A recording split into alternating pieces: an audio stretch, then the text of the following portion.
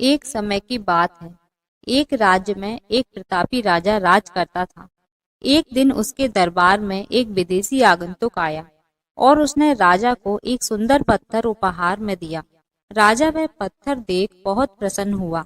उसने उस पत्थर से भगवान विष्णु की प्रतिमा का निर्माण कर उसे राज्य के मंदिर में स्थापित करने का निर्णय लिया और प्रतिमा निर्माण का कार्य राज्य के महामंत्री को सौंप दिया। महामंत्री गांव के सर्वश्रेष्ठ मूर्तिकार के पास गए और उसे वह पत्थर देते हुए बोले, महाराज, मंदिर में भगवान विष्णु की प्रतिमा स्थापित करना चाहते हैं।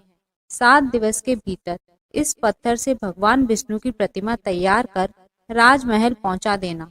इसके लिए तुम्हें 50 स्वर्ण मुद्राएं दी जाएंगी। 50 स्वर्ण मुद्राओं की बात सुनकर मूर्तिकार खुश हो गया और महामंत्री के जाने के उपरांत प्रतिमा का निर्माण कार्य प्रारंभ करने के उद्देश्य से अपने औजार निकाल लिए।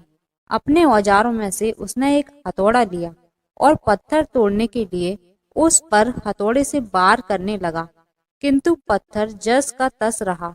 मूर्तिकार ने हथौड़े के कई बार पत्थर पर की, किंतु पत्थर नहीं टूटा।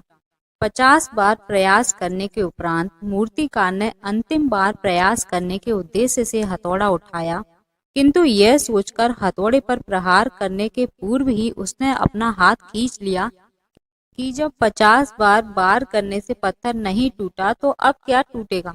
वह पत्थर लेकर वापस महामंत्री के पास गया और उसे यह कहकर वापस कर आया कि इस पत्थर को तोड़ना नामुमकिन है, इसलिए इससे भगवान विष्णु की प्रतिमा नहीं बन सकती।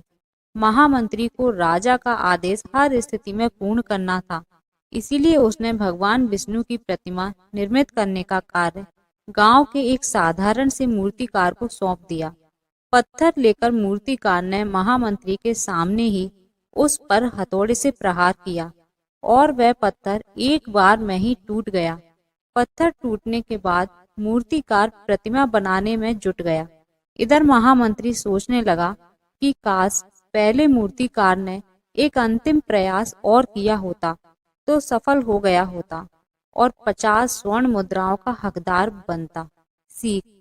मित्रों, हम भी अपने जीवन में ऐसी परिस्थितियों से दो चार होते रहते हैं।